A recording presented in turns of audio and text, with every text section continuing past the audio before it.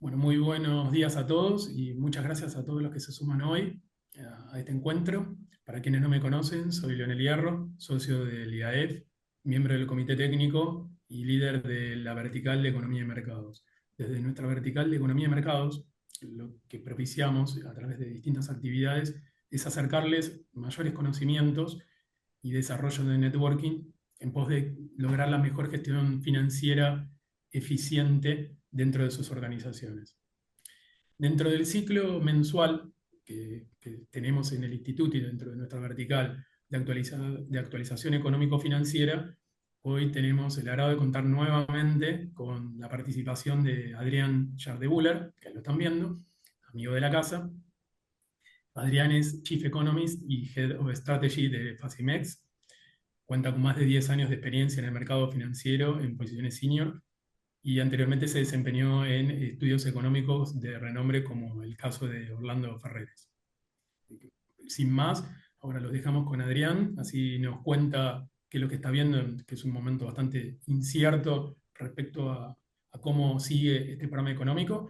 Y por otra parte, para que todos tengan presentes, les pedimos por favor que vayan realizando las preguntas a medida que avanza la presentación, de forma de ir intercalándolo y hacerlo más interactivo.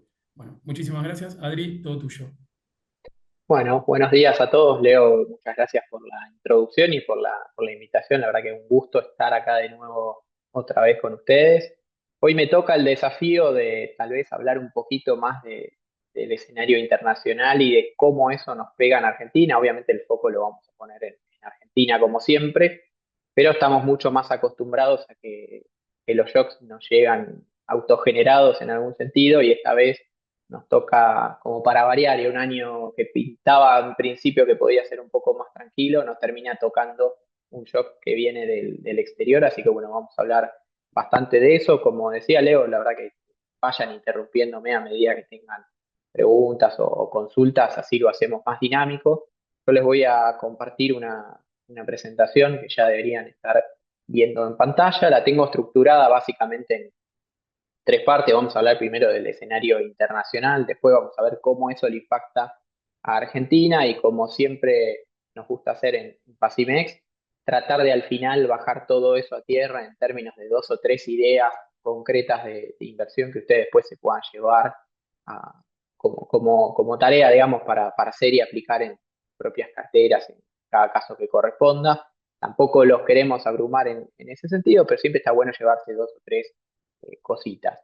Arrancando con lo que sería exposición, a ver, lo primero que diría es que estamos frente a un shock que puede cambiar el programa por completo. Cuando uno miraba, bueno, quienes van siguiendo nuestras charlas también a través del IAF y las invitaciones que va haciendo Leo, estarán al tanto de que una de las cosas que nosotros siempre mencionamos era que tal vez la gran vulnerabilidad que tenía el programa después de la elección de medio término y despejado el horizonte político era el frente externo, básicamente porque el plan de estabilización de Argentina estuvo pensado para culminar exitosamente con un reacceso a los mercados y era justamente el escenario internacional o si quieren las condiciones financieras internacionales las que podían determinar alguna demora o descarrilamiento de ese tipo de estrategias que hicieran que tal vez el programa deba recalibrarse en algunos aspectos. Todavía es algo temprano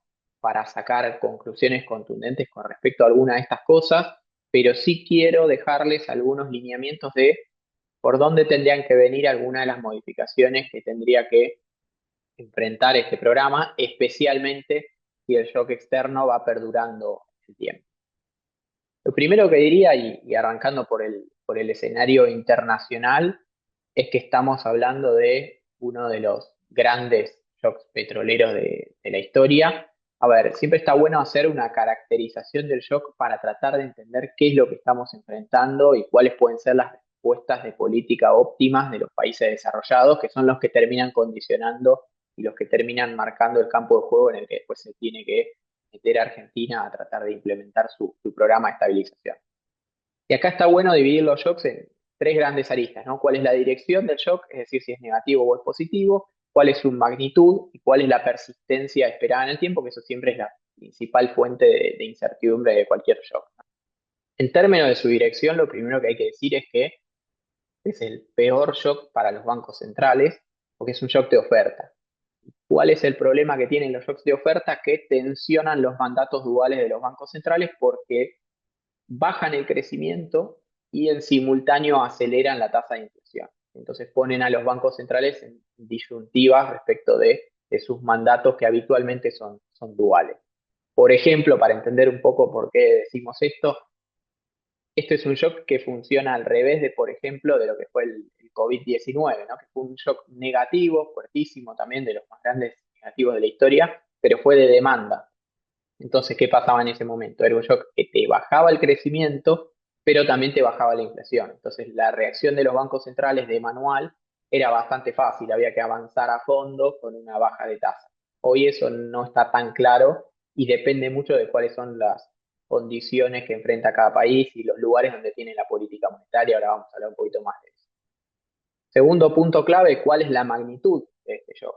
¿Sí?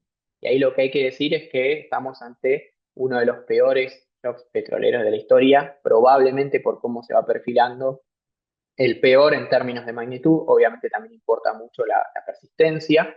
Ahí en ese grafiquito del medio tienen la pérdida neta de oferta estimada en porcentaje de lo que es la oferta mundial. Y fíjense que hoy estamos más o menos en una pérdida del 8% de la oferta.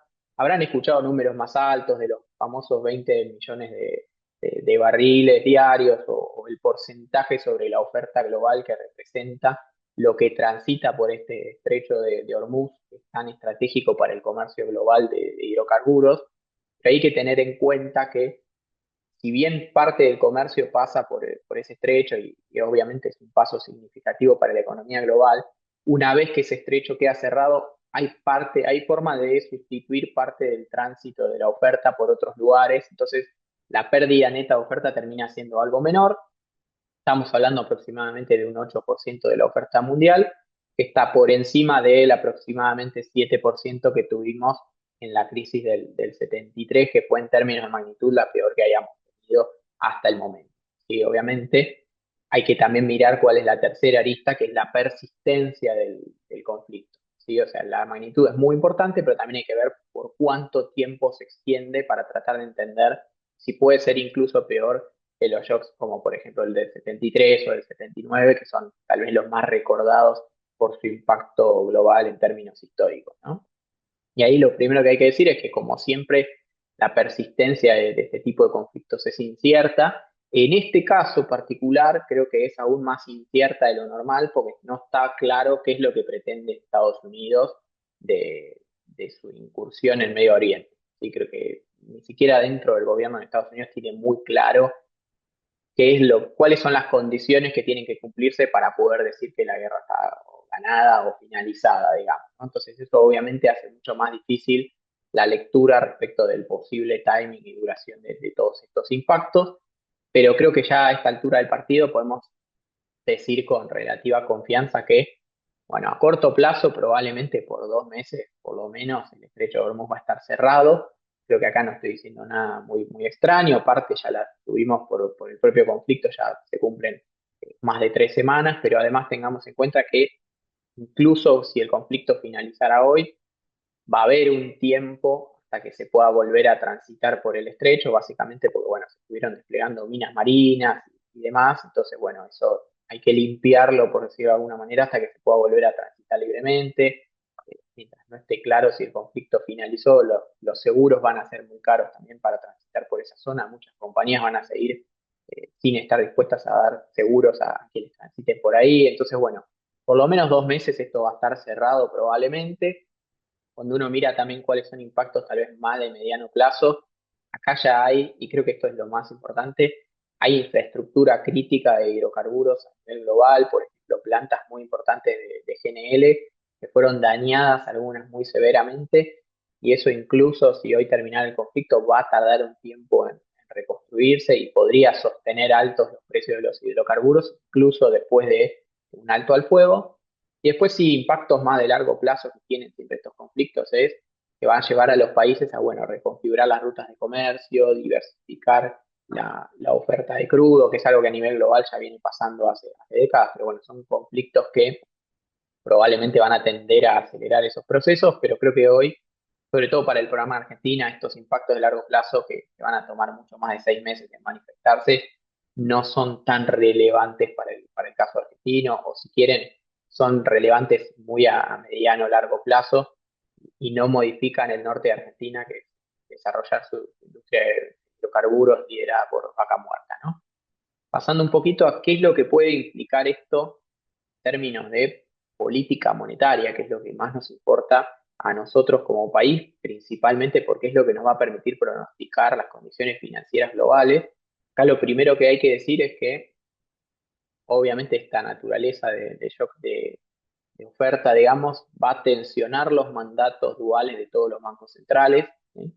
Y acá es donde, si bien todos los bancos centrales van a enfrentar presiones inflacionarias adicionales, en algunos casos vamos a tener que ver, bueno, dónde estaba parado cada banco central para tratar de imaginar los impactos. Y acá lo primero que hay que decir es que en Estados Unidos la Fed la tiene difícil porque ya venía la inflación presionada por las tarifas, y en Japón, el Banco Central de Japón también la tiene un poquito más difícil porque venía enfrentando presión también por la debilidad del yen, que fue un tema también de conversación, sobre todo en la recta final del año pasado. Entonces, la clave acá va a ser en qué momento del ciclo de actividad está cada país y en qué lugar los agarra a cada uno de los bancos centrales en términos del tightening de su política monetaria. Si quieren, cuál es el nivel de la tasa de interés real que tiene cada uno en relación a la tasa de interés neutral o que no acelera la inflación, digamos.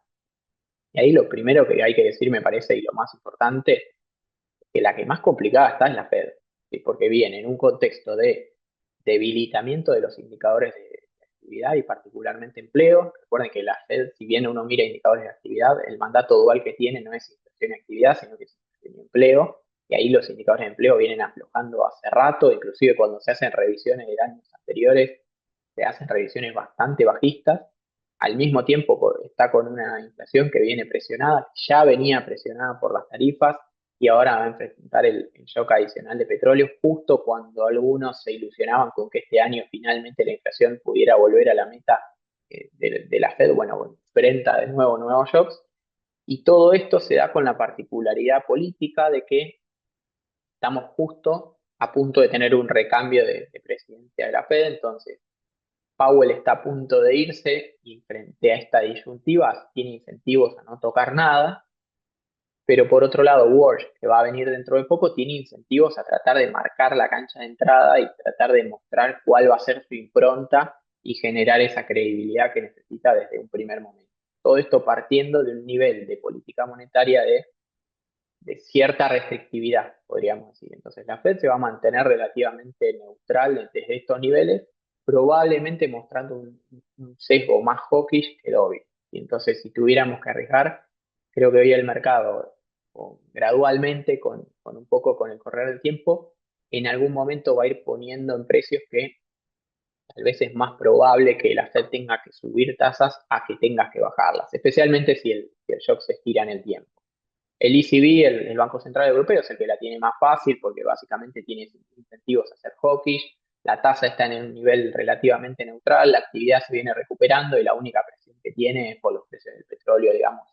Y en Europa, como ustedes saben, siempre impacta mucho la energía por, bueno, un montón de cuestiones estructurales que hacen a la fragilidad europea y la falta de diversificación de sus fuentes de provisión de energía y demás. Pero bueno, el ECB es el que la tiene más sencilla desde ese punto de vista, tiene que dar un sesgo hockey, ya está preparando el terreno para subir tasas y en breve va a arrancar.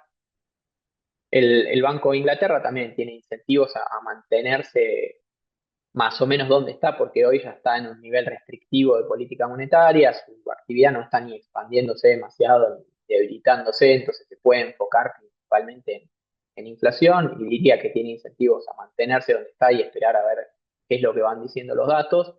Y el Banco de Japón también tiene incentivos a subir las tasas, básicamente porque a niveles muy expansivos la actividad se viene recuperando y además de la presión que enfrenta por los precios del petróleo, viene con presión por el debilitamiento del ahí tiene incentivos claros a subir. Entonces, lo primero que hay que decir acá en términos generales es que obviamente va a depender en cada caso, cada banco central, pero en general todos tienen incentivos o a mantenerse donde están, es decir, quedar en niveles relativamente restrictivos, o endurecer su política monetaria. Entonces los flujos van a ir desde emergentes hacia desarrollados, ¿sí? Mientras se sostenga este shock y los bancos centrales tengan esos incentivos. Entonces, ante este cambio de panorama, ¿cómo reaccionó un poco el mercado? Bueno, acá tenemos un resumen de las variables que me parece que más vale la pena mirar para entender qué es lo que está descontando el mercado. Si un dólar que se fortaleció 2%, eso a Argentina no le viene demasiado bien. El clásico risk-off, ¿sí? El S&P cayó 4% más o menos desde el 27 de febrero, que es cuando arrancaron formalmente, digamos, las hostilidades bélicas en Medio Oriente, una volatilidad que subió bastante, un VIX que está arriba de 25, tal vez lo más llamativo, pero bueno, se había puesto muy especulativa la demanda en los últimos tiempos, la fuerte caída del oro, que ahí es hasta una señal de que bueno, ya no está cumpliendo su rol de activo de refugio, sino que se transformó en algo distinto, ¿sí? Creo que lo más interesante para ver y para entender el caso argentino está en mirar la curva de Estados Unidos y los spreads de crédito, que es donde puede estar, creo, el peor canal de transmisión para Argentina. Cuando uno mira la curva de Estados Unidos, ¿qué es lo que pasó en las tasas a 2 años? La tasa nominal subió 51 puntos básicos y esa suba se explicó principalmente por una suba de los break-evens de inflación que subieron de 2,82% a 2 años a 3,15%. Entonces ahí el mercado está descontando que va a haber un shock inflacionario relativamente fuerte, pero también que ese shock va a ser relativamente persistente en el tiempo. Si uno mira la tasa de interés a 10 años, sube 38 puntos básicos por total, pero de esos 38 puntos básicos hay 5 que se explican por los break-evens de inflación. O sea, hay una persistencia en el tiempo, no tan significativa, pero bueno, estamos hablando de una tasa también larga, ¿no? De 10 años. Y además, y ahí es donde hubo no solo flight to quality, sino reducción fuerte de duration, la tasa de interés real sube 33 puntos básicos. Y esto para Argentina es absolutamente central. Cuando uno se va a los spreads de crédito, ¿qué se vio? Que los inversores estuvieron reduciendo créditos de alto riesgo. Entonces, cuando uno va a corporativos de Estados Unidos, los investment grades se mantuvieron más o menos iguales, y 98 contra 97 puntos básicos, pero ya hubo un aumento de spreads de high yield, que subió 22 puntos básicos a 318 puntos, y cuando uno mira emergentes, ¿qué fue lo que pasó? Bueno, lo más castigado fue emergente high yield, que es el grupo donde está Argentina, que Argentina dentro de ese grupo es de los más riesgosos, digamos, ¿sí? Entonces, dentro de emergente high yield, los spreads saltaron de 334 puntos básicos a 369. Esto supo estar incluso en niveles un poco peores. En lo que va de esta semana hay un poquito más de optimismo con que, bueno, esto se pueda resolver eventualmente y parte de este widening, digamos, se volvió hacia atrás, pero en general estamos viendo un widening importante de spreads de emergente high yield, ¿sí? Así que ahí los inversores internacionales buscando reducir bastante la exposición a créditos de alto riesgo, que obviamente eso es clave para Argentina. Cuando uno mira commodities, ahí a ver, creo que lo más relevante que hay que decir es petróleo subiendo 36%, ahí WTI Brent subió un poquito más, pero la soja, por ejemplo, y muchos otros commodities que mostraron lo mismo, la soja, por mencionar alguno muy relevante para Argentina, relativamente estable. ¿Qué quiero decir con esto? Que por ahora no es un shock de commodities en general lo que estamos viendo, sino es más bien un shock petrolero, ¿sí? Cuando uno mira cómo impactó esto sobre las economías emergentes, bueno, salidas de capitales fuertes.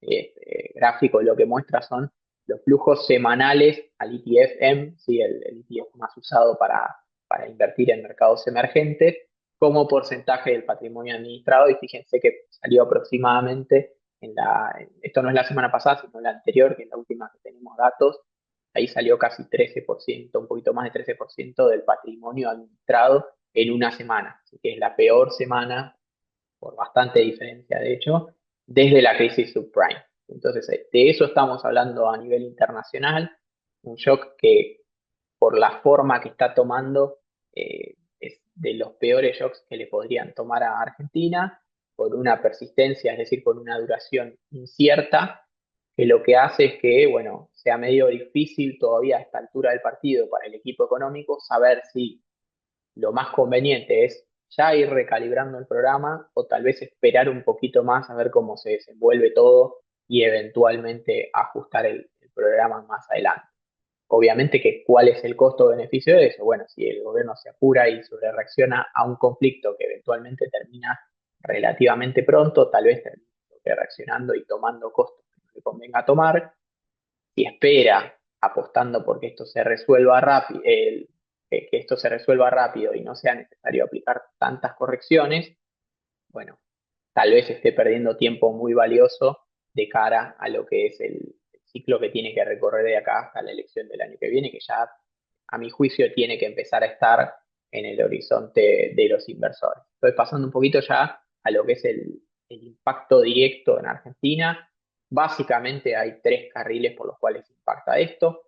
El primero es la cuenta corriente, el segundo es la tasa de inflación y el tercero es el programa financiero. Ahora vamos a hablar en detalle de todos, pero esos son los tres principales canales por los cuales este contexto internacional que se modificó drásticamente le pega a la Argentina. Creo que tal vez el primero que vale la pena mencionar, a mi juicio el menos relevante, y si bien se enfatizó mucho, creo que ahí hubo un error de lectura, es la cuenta corriente. A ver, esto es importante, sí, pero la realidad es que para que esto sea relevante en términos de cambiar el futuro de Argentina, acá lo que tenemos que tener es más que un shock transitorio de corta duración, un cambio permanente o de muy larga duración para que uno pueda decir, bueno, el impacto en la cuenta corriente mucho más que compensa los costos que se enfrentan en otros frentes. Creo que hoy ese no es el escenario. Entonces acá lo que les presentamos un poco es cuál sería el impacto de esto en Argentina en términos de la cuenta corriente y básicamente lo que tenemos acá es la balanza energética por año y cuatro proyecciones para el 2026. Y que básicamente cuál sería la balanza energética bajo cuatro escenarios de precios internacionales. Y acá estamos anualizando los números, es decir, asumiendo que determinados precios del petróleo de cada uno de los escenarios se mantienen hasta fin de año, lo cual es un supuesto relativamente fuerte. Y ahí fíjense que si estuviéramos hablando de un barril de $80 hasta fin de año, la mejora sería de un poquito menos de 1.000 millones de dólares con respecto a 2025. Después, si vamos a un barril de 100, ahí estaríamos hablando de 2.100 millones de dólares. Si nos vamos a 120, esto sería promedio hasta fin de año, con lo cual empiezan a ver ahí que ya es medio optimista, inclusive hablar de un 120, 3.400 millones de dólares, y ya yendo a un escenario mucho más extremo de 200, que creo que hoy nadie tiene en la cabeza. Estaríamos hablando de 8.200 millones de dólares con respecto a 2025. Entonces, acá lo que hay que tener en cuenta es que, bueno, 80, 100 son los números que uno tiene que mirar y acá el impacto en cuenta corriente no es demasiado significativo. Y ojo que a esto hay que tener que hacerle un pequeño disclaimer, que es que mientras más se extienda el conflicto a nivel global, más le puede pegar a Argentina el costo de importación de gas natural licuado si este invierno llega a ser mucho frío. Entonces, bueno, ojo con eso también. Acá tienen unos impactos de todo esto si estuviéramos hablando de, de cifras anualizadas, pero en cualquier caso, pensando que la duración de este conflicto probablemente no se extienda más allá del primer semestre y que tampoco es probable que se mantengan precios mucho más altos que los actuales en el promedio que queda del año, bueno, entonces estamos hablando de algo que juega favorablemente en términos de la cuenta corriente, pero que es bastante marginal. ¿Sí? Eso es lo primero que hay que decir. Diría que este es el impacto menos relevante, si bien es el que más se enfatizó, sobre todo inicialmente cuando saltó el precio del petróleo. El segundo impacto más relevante, creo, si bien en algún punto es transitorio y más adelante se debería tender a ir revirtiendo, es el impacto inflacionario. Que acá tenemos la evolución del precio de la nafta super, y ahí estamos mirando solamente estaciones de servicio de YPF en el Gran Buenos Aires. La muestra no es tan grande de esto tampoco porque ya la regulación que obligaba a las estaciones de servicio a informar todos los aumentos de precios ya no está vigente, entonces cada vez son menos las que informan los precios cuando los cambian, pero es una muestra relativamente decente de estaciones en la provincia de Buenos Aires que nos permiten ver cómo estuvieron evolucionando los precios. Esto estaba medido obviamente en pesos. Y ahí lo primero que hay que decir es que tuvimos un shock bastante importante en la zona de 15% si uno mira entre puntas los precios que están hoy vigentes versus los precios que estaban más o menos previo a que comenzara este conflicto. Obviamente, para pensar un poco el impacto de la inflación, lo que hay que tener en cuenta es que la inflación se mide promedio del mes contra promedio del mes anterior, y eso es justamente lo que ilustro ahí con las líneas horizontales. Entonces, si uno mira el precio promedio en lo que va de marzo con respecto al precio promedio de febrero, estamos hablando de una suba de 7,1% mensual, pero en realidad la suba en abril también va a extenderse incluso si se mantuviera este precio estable, porque el promedio de abril, por la forma que tuvo la dinámica de precios en marzo, el promedio de abril va a estar por encima del promedio de marzo. ¿Sí? Entonces acá lo primero que tenemos como impacto relevante es una suba del combustible de 15%, que bueno, estuvimos recibiendo bastantes consultas respecto a cuánto modifica el escenario de inflación anual de Argentina. Y acá cuando uno se pone a hacer evaluaciones de impacto y modelos, digamos, de shock, lo primero que hay que decir es que es relativamente difícil hacer estas estimaciones, básicamente porque uno tiene que aislar un shock de todo lo demás y tratar de ver cómo se relaciona ese shock, en este caso, precios de los combustibles, con inflación a nivel general, tanto de manera directa, ¿sí? Lo que pesan los combustibles en las canastas de consumo de las familias, pero también, y el impacto más relevante de hecho, de manera indirecta a través de los costos logísticos de los bienes. Y esto, por ejemplo, impacta muchísimo en alimentos, en rubros de transporte. Entonces, bueno, no es tan fácil, no es tan lineal que uno dice, bueno, dio 15% el combustible, pondera X%, entonces P por Q, la suba es tanto. Hay que hacer ejercicios estadísticos un poco más sofisticados y mucho más inciertos. Y acá en el gráfico de la izquierda lo que tenemos es justamente un modelo que nosotros armamos para ver esto, que nos permite mirar el impacto más probable, cómo son los rezagos y cuáles son los intervalos de confianza para eso. Entonces ahí lo primero que hay que decir es que nuestro modelo lo que estima es que ante un shock de precios de 15%, esto te generaría 5 puntos adicionales de inflación en 2 meses. ¿Sí? 3,3 puntos en el mes uno. Si el mes cero es el mes del shock, digamos, en el mes uno 3,3 puntos, al mes 2 5,06 puntos. Y eso es acumulado. Pero ¿qué es lo más relevante acá? Que en realidad la incertidumbre que hay alrededor de estos pronósticos es altísima. Y ahí tenemos dos intervalos de confianza. El área sombreada más oscura tiene un intervalo de confianza al 50%, la verdad que es un nivel de confianza bastante bajo, y el área sombreada más clara tiene un intervalo de confianza al 90%. Y cuando uno se va al 90%, resulta que el impacto de esto va a estar entre 2,4 puntos porcentuales y 7,6 puntos porcentuales. Entonces, en algún punto lo que les puedo decir con esto es probable que el impacto va a ser estadísticamente relevante en términos del escenario de inflación, ¿sí? Porque incluso en el piso del intervalo de confianza estamos hablando de 2,5 puntos de inflación adicionales, que para una inflación que, digamos, uno puede decir entre 20 y 30 según el escenario que tenga cada uno para el año, bueno, 2,5 puntos obviamente que es una magnitud relevante, pero bien podríamos estar hablando de 7,5 puntos, con lo cual el intervalo o el nivel de incertidumbre que tenemos respecto de esto es muy elevado, incluso haciendo modelos muy sofisticados como este.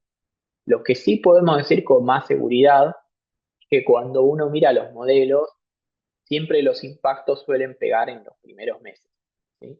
En los primeros 3 meses, o sea, el mes cero, el mes del shock, el mes uno, que es el que más impacto concentra, y después el mes 2. Eso es lo que se ve claramente en el gráfico de la derecha. Después, a partir de los meses 3, 4, 5, como que el shock ya está incorporado en precios y no debiéramos esperar presiones adicionales, obviamente en la medida en que no siga subiendo el precio de los combustibles. Entonces, lo que sí podemos decir con muchísima mayor seguridad es que lo que veamos en términos de impacto de precios de los combustibles sobre el IPC general va a ser lo que veamos, digamos, entre marzo, abril y mayo. Y el impacto se va a concentrar principalmente ahí.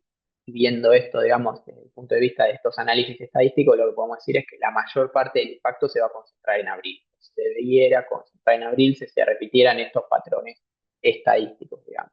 Igual también me parece relevante remarcar que mientras, dado que estamos hablando de un conflicto internacional que por características es transitorio, después podemos ver cuán transitorio, pero eventualmente transitorio.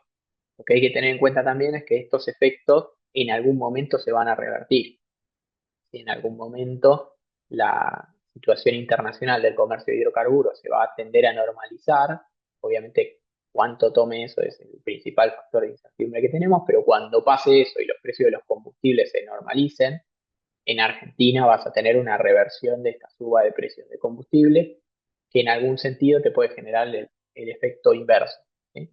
Acá otro disclaimer importante a tener en cuenta es que esta suba de precios del 15% que yo les menciono todavía no incorpora plenamente la suba de precios del barril. Pero también tener en cuenta que no es que el 100% del precio de la nafta está explicado por el barril, que hay otros costos, aproximadamente la mitad de los costos no se explican directamente por el barril. Entonces no es que uno mira y dice, bueno, si el combustible subió, perdón, si el petróleo subió 35%, el combustible tiene que subir 35%.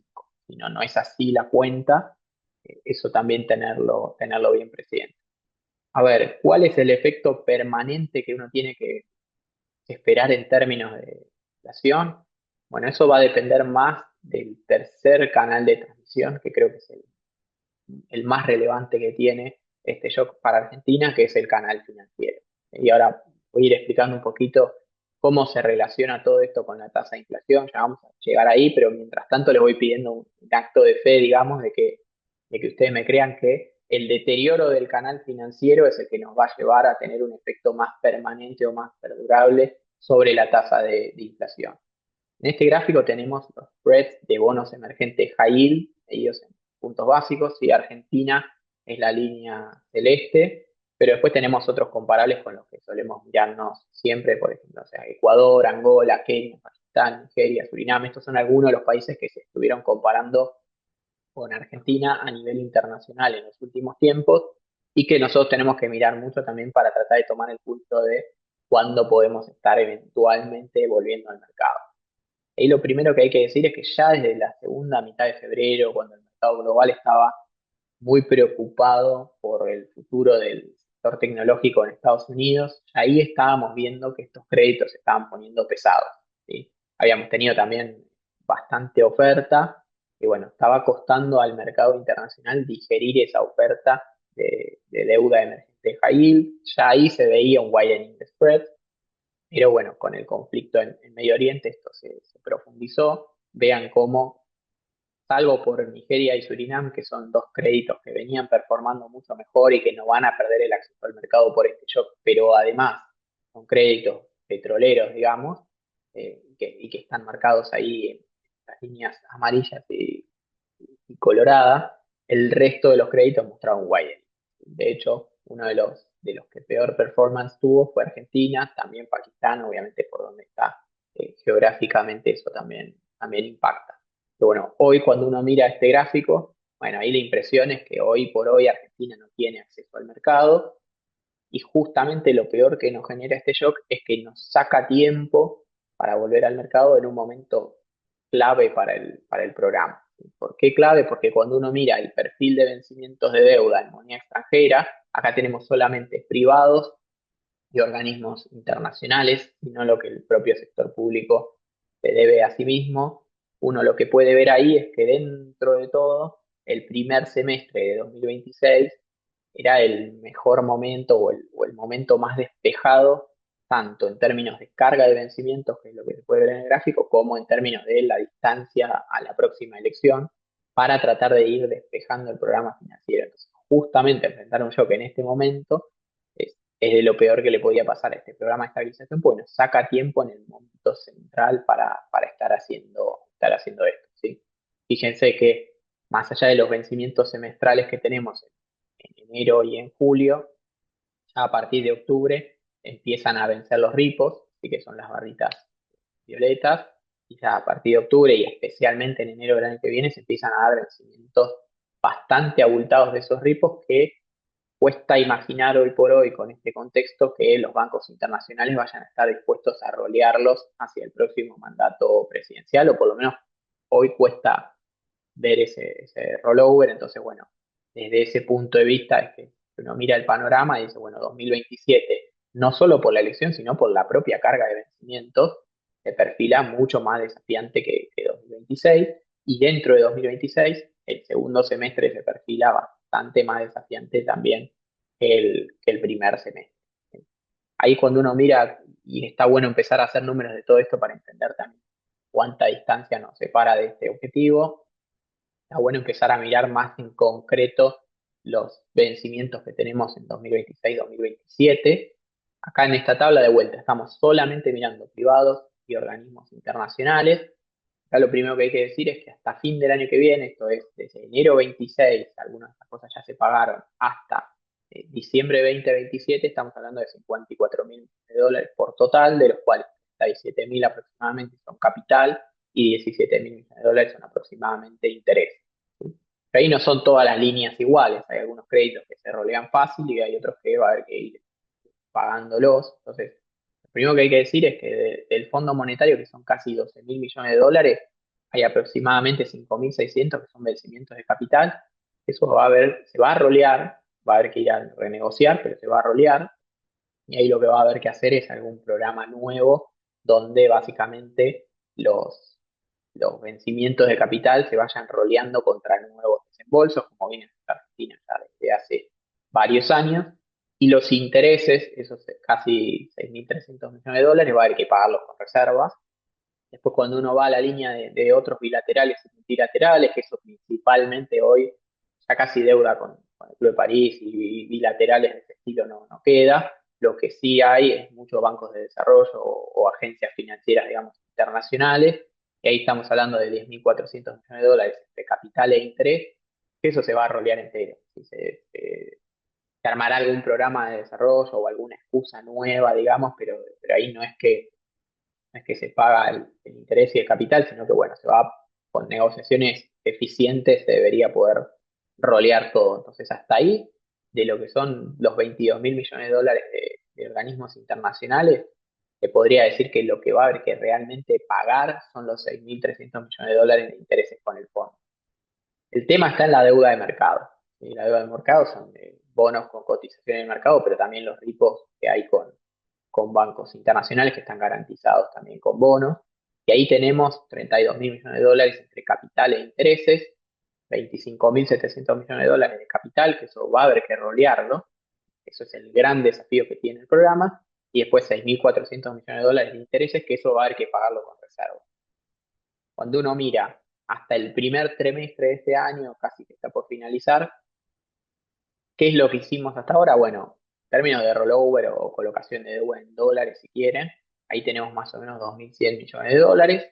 Y ahí estamos contando el Bonar 29 que se emitió a fines del año pasado, que se usó para pagar parte del vencimiento de enero, también el nuevo Bonar 27, y también estamos contando los trips de Bopreal que se usaron para pagar impuestos. Así que eso el gobierno no lo va a tener que cancelar en dólares, sino que, bueno, habrá algún traspaso entre Arca y el Banco Central, pero a los fines prácticos no es algo que va a haber que pagar en dólares al sector privado. Y después, en lo que es compras de dólares, entre el neto del Central y el Tesoro, porque el Central en lo que va el Tesoro, perdón, en lo que va del año estuvo vendiendo, estamos hablando de 3.700 millones de dólares. Entonces, hay un buen progreso, estamos hablando de un 15% de todo lo que se necesita cubrir entre rollover y compras de dólares.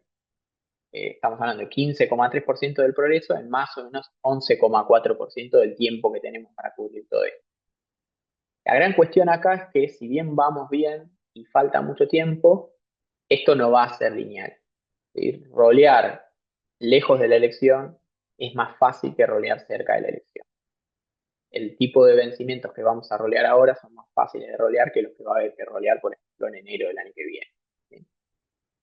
¿Y por qué esto es clave y cómo lo empezamos a vincular con el escenario de inflación también? Porque si no hay rollover, si el rollover no es tan significativo como hubiera sido si Argentina hubiera aprovechado la ventana de oportunidad de enero para acceder al mercado, entonces va a haber que comprar mucho más dólares porque no tenemos reservas. En este gráfico tenemos la evolución de las reservas netas según la definición del Fondo Monetario tradicional, no la que se usa en el programa de Argentina, sino la tradicional histórica del fondo, que es básicamente restar los pasivos exigibles en moneda extranjera que tengan plazo residual de hasta 12 meses. Y esta es la definición histórica de reservas netas del fondo, y ahí estamos hablando de que el último dato que tenemos nos habla de reservas netas en casi 4.000 millones de dólares negativas, y cuando uno mira más o menos lo hecho en lo que va de marzo, estamos hablando de reservas netas que siguen aproximadamente en los mismos niveles. Y acá no solo restamos los swaps, como por ejemplo el swap con China o los encajes, sino también, por ejemplo, los repos que tienen plazo residual menor o igual a 12 meses, también los preal. Bueno, esta medida es como la estándar a nivel internacional, es un poquito más ácida que otras que pueden haber visto que restan solamente los pasivos exigibles de manera inmediata, ¿no? Pero bueno, sirve para tener una noción de dónde estamos. Cuando uno mira la historia reciente, todavía Argentina no puede ir consistentemente a niveles positivos de reservas netas. Y esto es clave porque si el rollover está más estresado y no tenés un stock de reservas netas robusto, digamos, como tuvo tal vez Argentina en otros momentos, entonces tenés que comprar muchos más dólares y eso significa emitir muchos más pesos. ¿Sí? Y ahí es donde puede venir la presión inflacionaria adicional que te puede presionar un poco más sobre las expectativas de inflación. Y acá tenemos la evolución de los break-evens de inflación a 12 meses. Esto es un break-even 12 meses que nosotros construimos de manera benchmark. Siempre en cada momento del tiempo nos paramos, miramos el mercado de bonos y decimos, bueno, a ver, ¿cuál es la inflación implícita en cada momento a 12 meses? Y bueno, ahí lo que vamos haciendo también es, esa es la línea azul oscura, y después la vamos comparando también con qué es lo que piensa el REM, si la mediana del REM está en la línea celeste, y miramos también un intervalo de confianza entre los percentiles 25 y 75 del REM, como para decir, bueno, a ver, en ese área sombreada gris se concentra el 50% de las proyecciones del REM, o sea, está la mitad más uno, si quieren, del mercado o del consenso de economistas metido ahí adentro.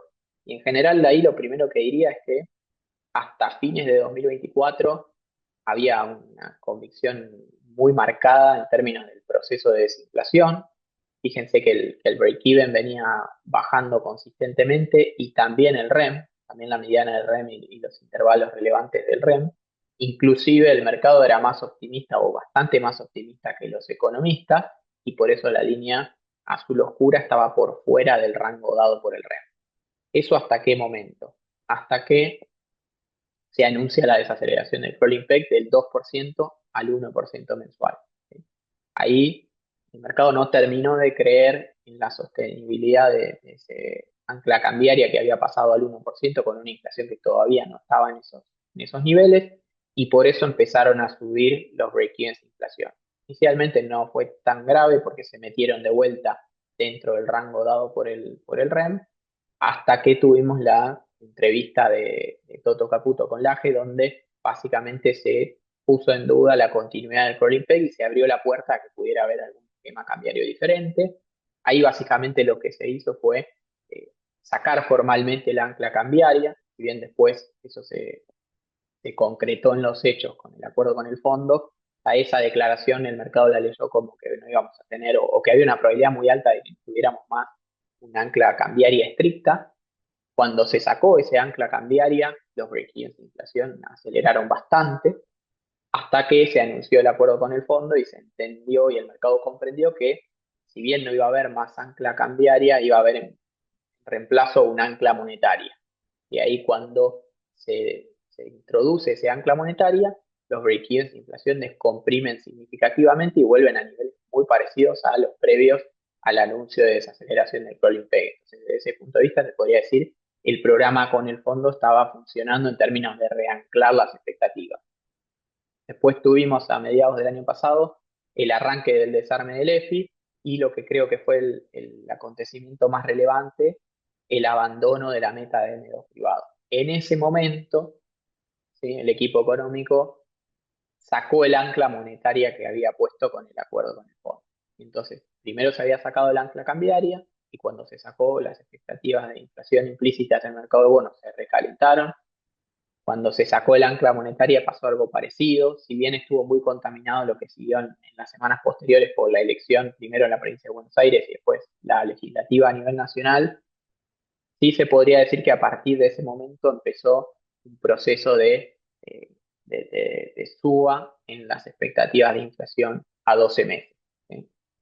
Fíjense que, bueno, tuvimos mucha volatilidad entre la elección de Buenos Aires y la elección legislativa, pero a mediados de diciembre, cuando se anuncia el programa de compra de divisa, de vuelta no se anuncia no se retoma, digamos, el ancla monetaria, no se anuncia ningún tipo de ancla cambiaria, sino que simplemente se anuncia que el Banco Central va a estar avanzando con un programa de compra de divisa sin combinar eso con ninguna meta estricta de crecimiento de los agregados monetarios y por ende el mercado empieza a interpretar hasta ahora correctamente, digamos, que el Banco Central iba a acelerar la emisión monetaria para comprar dólares. Y por ende, desde ese momento se empiezan a de nuevo recalentar las expectativas de inflación hasta quedar cerca, hace unos días, inclusive quedando cerca del 30% para los próximos 12 meses, hoy un poquito más cerca de la zona de 26, pero claramente por encima del momento en que se anuncia el programa de compra de divisas y mostrando una tendencia claramente creciente. ¿Por qué digo todo esto? ¿Y por qué detenernos tanto en esto, en la dinámica de los break-evens de inflación y qué fue pasando en cada uno de los momentos del tiempo? Porque se ve claramente que cuando se sacó el ancla cambiaria, las expectativas reaccionaron al alza, cuando se sacó el ancla monetaria, las expectativas reaccionaron al alza, y hoy la economía no tiene ni ancla cambiaria ni ancla monetaria, o sea, no hay un ancla nominal per se, y lo que recordarán sus clases de economía de esto, recordarán que un banco central tiene que decir si ancla la cantidad de dinero o ancla el tipo de cambio, digamos, dentro de estos esquemas tradicionales en los que se está moviendo Argentina y dejando por un lado los esquemas de geotargeting con tasa de interés. En ese marco Argentina no está haciendo ninguna de las dos cosas, pero además recientemente anunció que va a emitir pesos para comprar dólares y no dio una señal de cuáles van a ser los topes de esa emisión o cuáles van a ser los parámetros de crecimiento de la oferta monetaria. En ese contexto es que estuvieron subiendo las expectativas de inflación y en ese contexto es que el shock externo puede agravar la dinámica inflacionaria. ¿Por qué? Porque si el rollover es incluso menor al que se preveía hace unos meses, básicamente porque el mercado internacional se mantiene cerrado para Argentina, entonces el Banco Central va a tener que comprar más dólares, si quieren el gobierno argentino de manera agregada va a tener que comprar más dólares para mantener la deuda performing y eso va a implicar emitir más pesos que los que pueda convalidar la demanda de dinero y por ende correr el riesgo de un nuevo recalentamiento de las expectativas. En este contexto creo que lo más útil es tratar de pensar, bueno, dado el panorama internacional, dada la dinámica que trae el programa argentino y la vulnerabilidad que tiene hoy en términos de falta de un ancla nacional estricta, bueno, ¿cuáles pueden ser las medidas para recalibrar este programa en las próximas semanas? Si es que hiciera falta o si es que el equipo económico interpreta que eso es necesario. Y acá es donde vale la pena detenerse un poco más y pensar, bueno, a ver, los cuatro Adri, grandes ejes que tiene, sí, Adri, perdón, un segundito, un comentario porque se fue sí. sumando gente al evento para no escucharlo desde el inicio. Si tienen inquietudes, consultas, por favor si las van realizando, así no se acumulan todas al final. Gracias.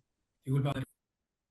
No hay problema. Bueno, entonces, cuando uno se pone a ver cuáles son los cuatro ejes típicos de todo programa, política financiera, monetaria, cambiaria y fiscal, daría la impresión de que hoy el trabajo tal vez más importante pasa por la política financiera y la política monetaria. A ver, en términos de política financiera, una obviedad lo que voy a decir, pero tiene que ser el norte del programa en este momento y es lo que está haciendo el equipo económico si uno presta atención a las declaraciones que van haciendo los distintos funcionarios, es que aunque sea caro, hay que empezar a prefinanciar los vencimientos en moneda extranjera de 2027. Tuvimos ahí un anuncio relevante en términos de profundizar el financiamiento en el mercado doméstico, porque el gobierno va a estar emitiendo un BONAR 2028 en la licitación de mañana, esto muy positivo. Hay que tratar de, inclusive al costo de tal vez presionar un poquito sobre las tasas y sobre el riesgo país, empezar a mostrar que se hacen avances más contundentes y más acelerados en términos de ir prefinanciando el año que viene, porque cuando la elección empiece a estar en el horizonte financiero, puede que se vuelva más difícil ir financiando el 2027, entonces hay que tratar de dentro de lo posible, blindar el programa financiero lo antes posible y creo que el momento para hacerlo es ahora. En términos de política monetaria, básicamente hay que recuperar el ancla nominal. La gran ventaja que tiene este programa es que como la política fiscal está ordenada, la falta de ancla no genera tantos costos en términos de inflación como tal vez enfrentaron otros programas, por ejemplo el periodo 2022-2023, pero aún así este es un programa que con un ancla nominal recuperada y con metas más estrictas de crecimiento de la cantidad de dinero, podría mostrar una desinflación mucho más contundente, dado lo que se está viendo en general en términos de fundamentos macro. Así que ahí creo que habría que ir a un ancla monetaria estricta. ¿Por qué no volver a una meta de M2? Ahí lo más importante, más allá de cuál es el agregado que se elige, es poner un techo estricto al crecimiento que va a tener la oferta monetaria y que no quede todo, digamos, tan condicional a la evolución de la demanda de dinero, que es algo bastante incierto y sin duda es muy difícil de predecir en Argentina. Poner un techo claro al crecimiento de la cantidad de dinero va a ordenar mucho las variables nominales, después tratar de volver a una tasa real positiva. Algo muy importante también, independizar a la política monetaria de la política financiera, que es algo que estuvo afectando mucho, diría, desde el desarme del EFI el año pasado, que la política financiera tenga el objetivo de ir ordenando el programa financiero en pesos del Tesoro según las necesidades que tenga de fondos en cada momento el gobierno y la estacionalidad fiscal. Eso por un lado. Y por otro lado, la política monetaria que se ocupe de hacer las operaciones de mercado abierto tendientes a darle el sesgo monetario que quiera el Banco Central a la política monetaria y como resultado de eso que las tasas de interés real no sean tan solo volátiles, sino cambiantes en términos de su nivel, sí que no pasemos de tener tasas reales de 8 o 9% en el tramo corto a en el curso de un mes estar hablando de tasas reales de menos 8 en el tramo corto, eso hay que ordenarlo. En términos de política cambiaria, creo que lo más importante es tratar de acelerar las compras de divisas durante la cosecha gruesa ahora. Creo que el equipo económico lo tiene claro, por lo menos de lo que se puede inferir de las declaraciones que se van escuchando, pero sobre todo ir pensando en armar toda la munición posible, tanto por si es necesario para sostener el esquema cambiario en el que viene, como para que la deuda se mantenga performing y entender que, sobre todo también para el público de esta charla, creo muy relevante este comentario, entender que en la medida que el shock internacional perdure en el tiempo, menor va a ir siendo la probabilidad de que se pueda remover lo que queda del cepo cambiario antes de las elecciones, ¿sí? O dicho de otra manera, mientras más deteriorado esté el escenario internacional, más se va a ir convirtiendo el cepo cambiario en un aliado del programa financiero. Entonces, esto también tenerlo en cuenta. Hoy el norte de la política cambiaria no puede ser ese, dado cómo están cambiando las prioridades. Obviamente todo esto modifica si el escenario internacional se ordena rápido, digamos, y descomprime y Argentina puede acceder al mercado, pero hoy las condiciones son otras.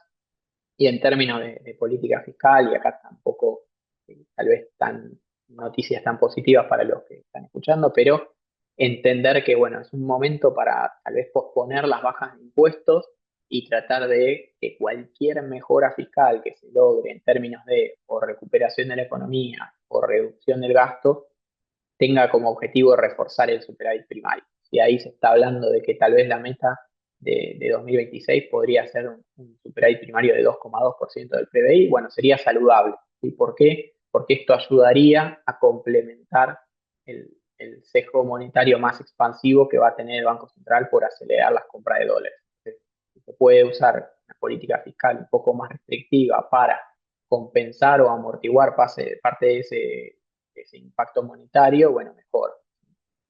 De corto, estas medidas probablemente impliquen un poquito más de inflación, sobre todo también por el shock petrolero que estamos enfrentando y una actividad un poquito más débil a corto plazo, pero son medidas que si se recalibra el programa en este sentido, después se pueden revertir y pueden mostrar una macro entrando al 2027 con una performance bastante más sólida que lleve al mercado a confiar en que el gobierno tiene digamos, la ventaja de cara a la elección y que es el favorito para reelegir. pensando un poquito en cuál podría ser el timing de estas medidas, bueno, pareciera que lo óptimo es Semana Santa. ¿Por qué? Porque, bueno, en primer lugar daría un poquito más de tiempo para tratar de tener mayor claridad sobre el conflicto en Medio Oriente, sobre todo para terminar de definir cuáles tendrían que ser las medidas en términos de la magnitud, la profundidad, si tener algo más de claridad sobre el conflicto ayudaría a eso, pero además hay algunas cositas clave de cómo funciona Argentina que ayudan. Por un lado, que la inflación va a tener menos presión por rubros estacionales que siempre juegan a favor en el segundo trimestre. ¿Sí? El segundo trimestre del año es el que, en términos estacionales, más favorable es para la inflación, y también el tipo de cambio va a estar más sostenido, va a tener mayor soporte de los flujos de divisas que van a entrar por parte del agro en medio de la cosecha gruesa. Entonces eso también siempre ayuda. Y es que hay que recalibrar algunas cositas que al principio generen algo más de volatilidad cambiaria, no necesariamente un tipo de cambio real más alto, pero tal vez un poquito más de volatilidad, bueno, siempre ayuda a contener la volatilidad, que la oferta sea más abundante. Así que bueno, esas son un poco las medidas que podrían fortalecer el programa dado este contexto. Y déjenme para ir terminando y tal vez pasar a preguntas, darles tres ideas rápidas de estrategia que creo que vale la pena aplicar en este contexto. Siempre aclarando que, digamos, y como lo dice el título de la sección, nos mantenemos estructuralmente muy optimistas con el programa de Argentina por lo que estamos viendo en términos de mejora de los fundamentos, la convicción que hay respecto del camino que tiene que seguir Argentina, la velocidad con la que se está avanzando en un montón de cosas que la verdad que si uno se ponía a plantear esto hace 2 o 3 años pensada, eh, pero también entendiendo que tácticamente paga ser un poco más cautelosos hasta entender mejor cuál puede ser cuáles pueden ser los encadenamientos que genere el escenario internacional y cuáles pueden ser las recalibraciones que haya que hacer al programa para robustecerlo de cara a 2027 y los impactos que naturalmente puede tener todo eso sobre los activos financieros. Entonces, ahí lo primero que hay que decir en términos de deuda hard dólar es que tal vez es un buen momento para mirar provinciales largos. Nosotros venimos hablando bastante de esto y hasta ahora es un trade que viene funcionando muy bien y que creo que hay elementos para pensar que hacia adelante puede seguir siendo un muy buen trade. ¿Por qué? Porque las provincias en los últimos tiempos estuvieron emitiendo bonos nuevos relativamente largos, por ejemplo Santa Fe 34, Córdoba 35. En algún punto combinan las dos mejores cosas que tiene la apuesta por Argentina. Digo, si quieren, los dos mejores elementos que uno le puede poner a un bono para la apuesta argentina. Por un lado, permiten apostar a la normalización argentina, pues si ustedes miran esos bonos largos, están rindiendo relativamente parecidos a la curva de globales. Ahora hay un poquito más de spread, justamente por eso decía que el trade estuvo funcionando bien, pero vienen relativamente parejos. Entonces permiten apostar a esa historia de normalización, tienen una duration relativamente larga que Argentina sigue normalizándose como crédito, van a dar un buen retorno total, pero a la vez protegen mucho mejor el capital, no solo porque tienen cupones bastante más altos, sino también porque pertenecen a créditos sólidos, con probado acceso al mercado, que ya lo estuvieron de hecho demostrando recientemente, que históricamente han tenido pues, posiciones fiscales sólidas y niveles de apalancamiento muy bajos que, si hubiera un escenario, digamos, negativo, protegen mucho mejor el capital. Y acá tenemos dos gráficos que creo permiten ilustrar bastante bien eso. Tenemos dos shocks, ¿sí? La reacción de distintos bonos hard dólar a dos shocks, un shock internacional y un shock idiosincrático de Argentina. El gráfico de la izquierda tiene el shock internacional, que es básicamente el Liberation Day del año pasado, y ahí miramos los retornos totales acumulados para distintos bonos en dólares después del Liberation Day, y lo que se puede ver es que, por ejemplo, un GD35, que es uno de los típicos bonos que se vienen usando para hacer la apuesta de normalización en Argentina, cayó 8%, mientras que, por ejemplo, un Córdoba 2029, sí que es el CO27, cayó 2,5%, y los corporativos cayeron entre 3 y 6% la mayoría. Entonces, ante un shock internacional, bueno, más que nada lo que vimos es el impacto duration, un poquito de efecto crédito, pero más que nada impacto duration. Pero lo interesante, ¿eh? Entonces, hasta ahí primera conclusión, tal vez uno podría esperar que ante un shock internacional los bonos reaccionen más por su duration que por su diferencia en términos de calidad crediticia, si bien ese impacto también está. Pero lo más interesante es cómo reaccionaron los bonos ante el shock idiosincrático, que es lo que siempre nos preocupa en Argentina. En el gráfico de la derecha lo que tenemos es el mismo cálculo, o sea, un retorno total acumulado, pero después de la elección de la provincia de Buenos Aires del año pasado, hasta el momento en que se da los anuncios de Besen y se estabiliza, digamos, el mercado. Y ahí se ve muy claro el valor relativo de los provinciales respecto de los soberanos, ¿sí? Porque, por ejemplo, un G de 35 entre puntas, o sea, entre la elección de Buenos Aires y el peor momento, tuvo un retorno total negativo de 22%, ¿sí? O sea, el inversor estaba 22% abajo en términos de retorno total, y cuando uno miraba, por ejemplo, un Córdoba 32, en ese momento el 35 todavía no existía, un Córdoba 2032 había caído solamente 4,8%. ¿Sí? Muy parecido, por ejemplo, al 4,9% de una YPF 2034 o YPF Luz 4,5%, entonces mucho más parecido a la caída que tuvieron los corporativos que la caída que tuvieron los soberanos. Entonces ahí hay algo muy importante, me parece, para pensar, para que todos se lleven a pensar. Si uno quiere apostar el trade de normalización argentina, tal vez mejor hacerlo con provinciales de alta calidad que todavía operan niveles de spreads relativamente cercanos al soberano, pero que en caso de enfrentar shocks van a tener eh, riesgos de caída, ¿sí? O downside risks, digamos, relativamente menores. En caso de Córdoba, por ejemplo, una quinta parte de la caída que tuvo el soberano con un retorno o una TIR de entrada que es bastante parecida. Así que para pensar eso bastante en términos de posicionamiento hard dólar. Y después para pensar un poquito también cuestiones de pesos, a ver, lo primero que diría ahí es que cuando uno mira la curva pesos, pareciera que el relajamiento de la política monetaria en el margen fue excesivo, y las tasas de interés reales ya hoy están en niveles, digamos, negativos en el tramo corto y en niveles muy deprimidos en lo que puede ser un plazo de un año o más adelante. Acá tenemos dos series también benchmarks que armamos nosotros de tasa de interés real a 6 meses y a un año. ¿Sí? La de 6 meses es la línea azul oscura y la de un año es la línea celeste. Nosotros siempre queremos hacer benchmarks para poder comparar estas cosas a lo largo del tiempo. Si nos paramos cada día y miramos, bueno, a ver cuánto rinde un activo a un año en la curva serie y un activo a 6 meses. Y ahí lo que se puede ver bastante claro es que hoy por hoy el rendimiento de un 0 a 6 meses está prácticamente neutro, ¿sí? Casi cero podríamos decir, y está en torno a mínimos desde 2024 para acá. Y cuando uno mira el rendimiento a un año, de un 0 a un año, que también está en torno al 4%, un poquito menos por curva, eso sí ya está decididamente en mínimos desde 2024 para acá. Entonces, eso primer punto, el nivel de tasas de interés reales en relación a la historia reciente es muy bajo. De hecho, en el tramo más corto de la curva CER estamos hablando de tasas reales cercanas al menos 8%, y como pueden ver en el gráfico de las pelotitas, que ahí tenemos la curva CER al cierre de ayer. Fíjense que estamos cerca de menos 8 en el tramo corto.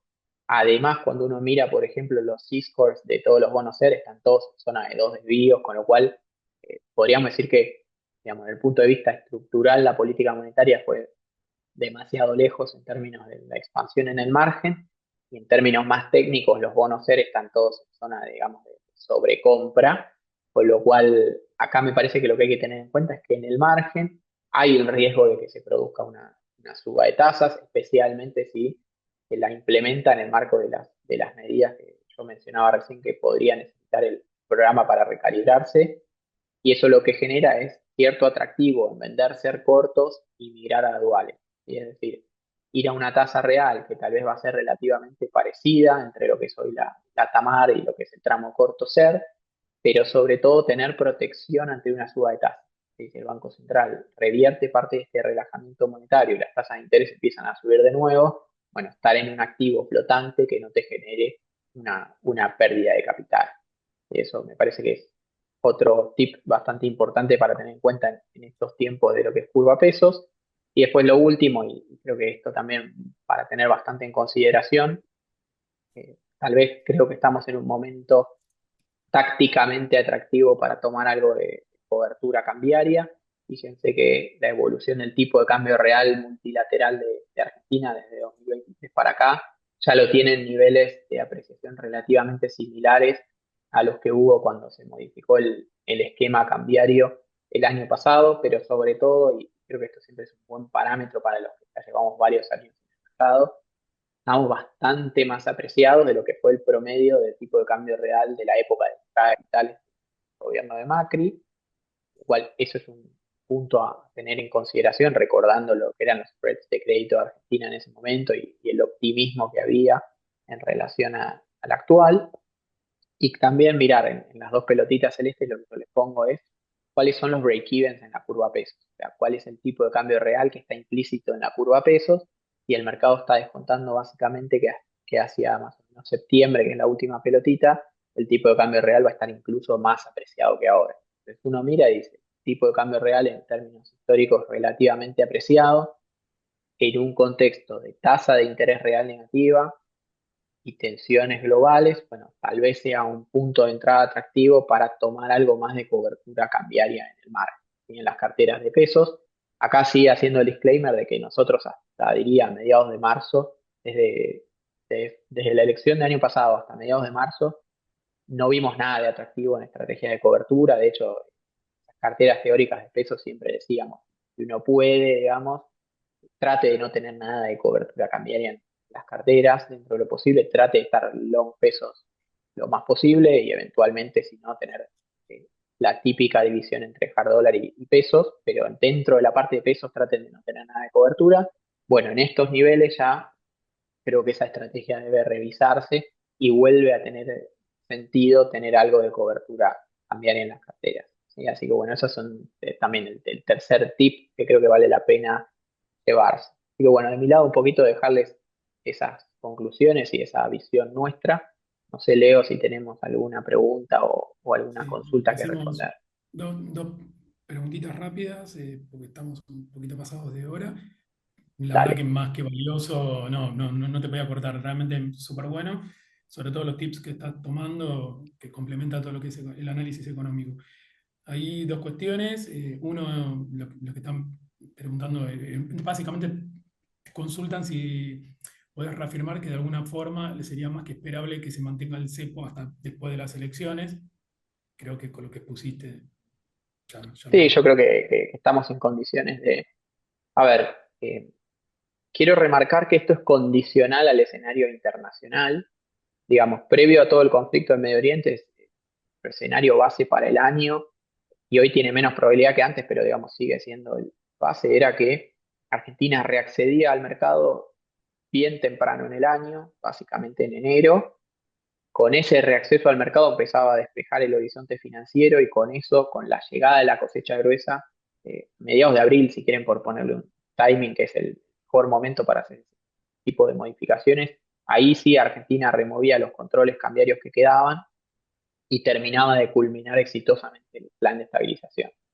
En el medio pasaron dos cosas. Primero, Argentina no aprovechó la ventana de oportunidad de enero, eh, especuló con una baja de tasas posterior, que obviamente en ese momento la estrategia tenía sentido, pero era una apuesta, o sea, la vulnerabilidad o el riesgo de esa apuesta era que el escenario internacional no acompañara, hasta ahora no acompañó, no sabemos si en algún momento del segundo trimestre esto se va a modificar y tal vez el equipo económico termine teniendo razón con la apuesta que hizo, pero hasta ahora eso no se cumplió y el segundo supuesto que no se cumplió es que el escenario internacional en el margen no acompañó y por ende nos empieza a alejar esa perspectiva de reacceder al mercado.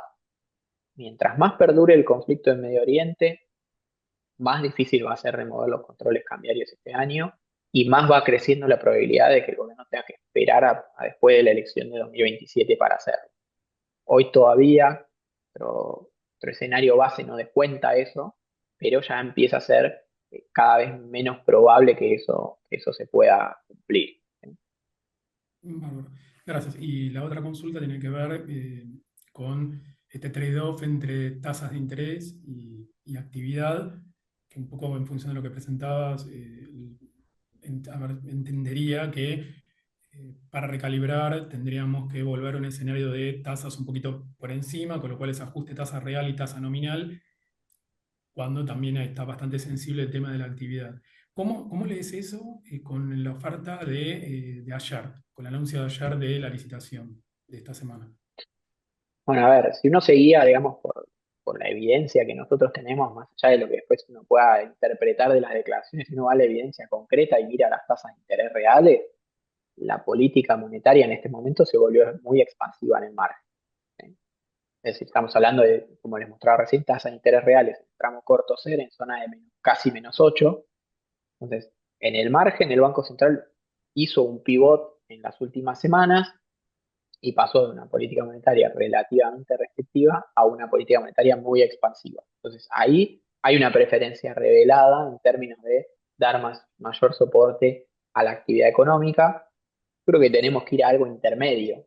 Ni haber estado en tasas de interés reales de 8 o 9% en el tramo corto de la curva, desde un punto de vista de sostenibilidad fiscal, sabemos que no cierra el número, pero tampoco irnos a un tramo corto de la curva que está en zona de -8. ¿Sí? Creo que tenemos que ir a una tasa de interés real positiva, pero relativamente baja en el tramo corto de la curva y con una curva relativamente empinada que incentive a los inversores a alargar duration. Entonces, que vos, el depositante, digamos, o la tasa de plazo fijo pueda ser positiva, pero pequeña en términos reales, o sea, que incentive el fondeo de los bancos, digamos, que el ahorrista lleve sus pesos al sistema, digamos, y que busque colocarlos a plazo y que le genere un retorno por eso, relativamente estable y predecible dentro de lo posible.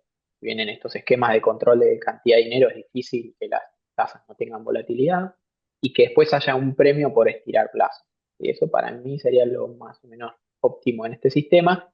Y después un banco central muy activo todo el tiempo en contener la volatilidad de tasas con operaciones en mercado abierto. Así que no que nos desacostumbremos a esta idea de que es la licitación quincenal la que te viene a acomodar la situación de liquidez del sistema. Y que el Banco Central vaya operando todo el tiempo y que cuando llegue la licitación quincenal, que el Tesoro haga lo que necesite para su programa financiero, pero que no se conviertan en paradas clave para la política monetaria.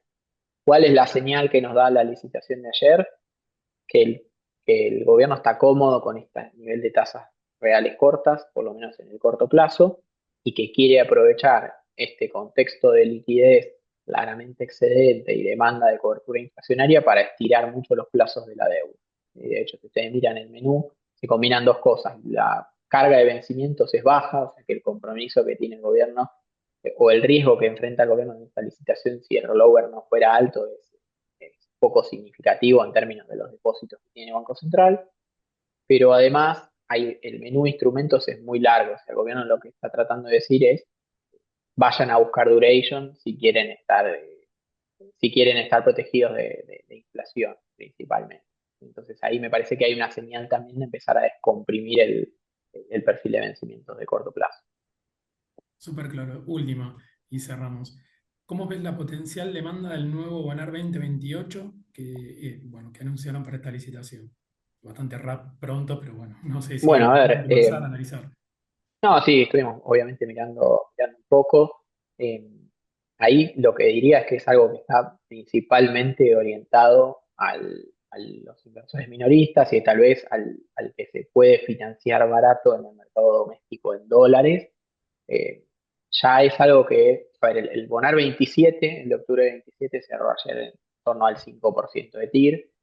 Creo que no tenemos que pensar en ese tipo de rendimientos para este bono, porque va a ser ya un poco más largo, empieza a vencer en el próximo mandato presidencial con la incertidumbre que eso implica y con una curva que cuando uno lo mira MEP, digamos, ¿no? De los bonos cotizando localmente, está bastante empinada. Lo cual, digamos, si uno lo para sobre la curva, estamos hablando de rendimientos más en zona de 8 que de 5 y ahí depende, bueno, qué estimación haga cada uno en la curvatura, si usa alguna metodología u otra, digamos, se puede dar más cerca de 8 más cerca de 8,5, pero está más en ese rango que en el 5% que estamos viendo en un Bonar 27.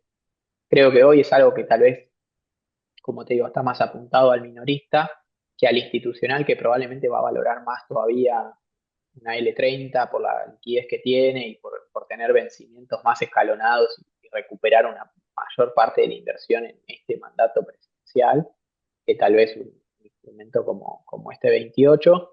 Pero bueno, es evidente, a ver, obviamente el gobierno sondea el apetito por estos instrumentos antes de mandarse a licitarlos y lo está haciendo de manera muy gradual y por montos relativamente pequeños, con lo cual es muy probable que la emisión sea exitosa y que ya tenga tanteado el apetito.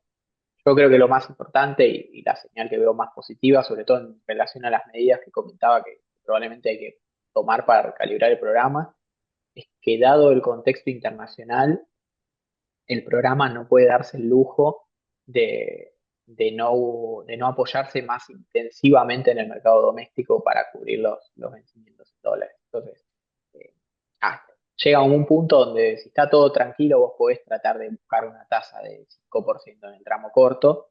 Si necesitas empezar a dar garantías de que no vas a dar problemas hacia adelante, y bueno, si la tasa tiene que ser 8 que sea 8 pero empecemos a despejar ese perfil de vencimientos y me parece que ahí hay una señal muy positiva porque, bueno, pasamos de ir de a 250 millones de dólares por licitación, ahora vamos a ir de a 500 o hasta 500 si hay apetito. Creo que eso es una señal importante. Bárbaro. Bueno, muchísimas gracias, Adrián. Impecable como Por favor, siempre. Y bueno, ustedes, gracias por la invitación. muchas gracias a todos por participar. Que tengan buen día. Gracias. Hasta luego. Chau, chau. Saludos a todos, buenos días.